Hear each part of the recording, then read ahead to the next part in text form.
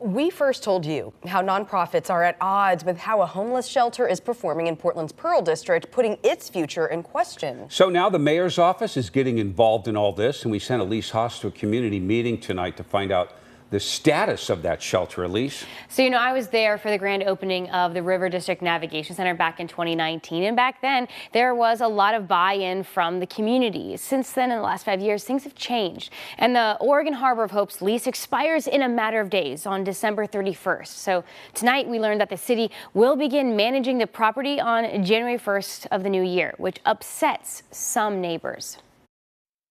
We are here to request that the city stop this nonsense and put a halt to this. Some neighbors who live and work near this shelter on Northwest Nato Parkway are pressuring the city to close it down when the lease ends on the 31st, blaming the increased camping, crime, violence, and drug use in the immediate area on the Navigation Center. The last 5 years for me as a building manager right there at the Food Innovation Center has been hell. Other neighbors say it's not that simple, pointing to the pandemic playing a role in worsening many issues citywide. But unless the city can give us some sort of guarantee, again, binding agreement, I don't know what that exactly would look like.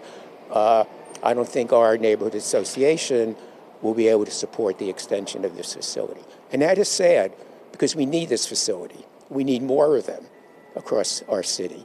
The city insists that when it takes over the shelter, it will do better by the neighbors by increasing services, cleaning up the surrounding area, addressing serious livability concerns, creating a new good neighborhood agreement, and a direct line of contact to the impact reduction team, along with regular community meetings. But all of these promises come at a time when neighbors who've endured serious livability issues for 5 years are fed up, saying any goodwill that has been built has been destroyed.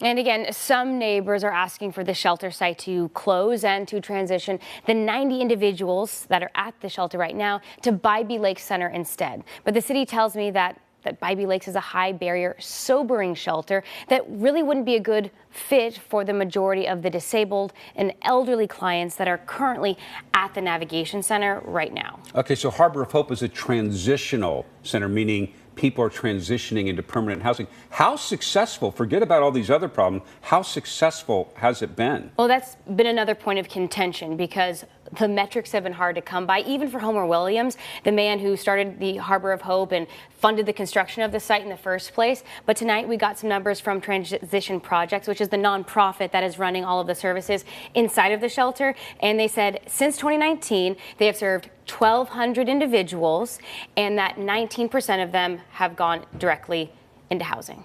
Okay.